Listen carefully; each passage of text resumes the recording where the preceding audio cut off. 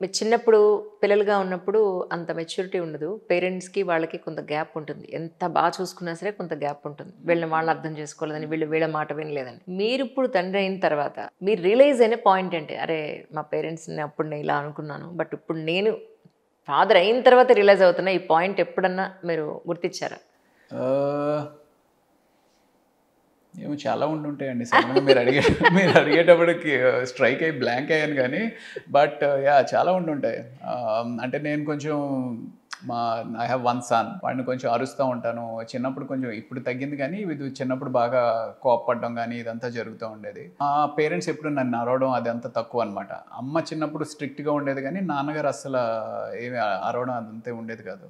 So, ఇప్పుడు నేను అరిసిన సన్నివేశాలు ఇప్పటికి నాకు ఆ విజువల్స్ పడతా ఉంటాయి. అయ్య బాబోయ్! ఏంటి అలా అరిచాను. 1, 2 సార్లు చేయి చేసుకున్న సందర్భాలు గూడా ఉన్నాయి. అంతలాగా ఎలా చేశాను అనేవి కూడా ఇప్పటికీ దాన్ని తలుచుకొని బాధపడతా ఉంటాననమాట.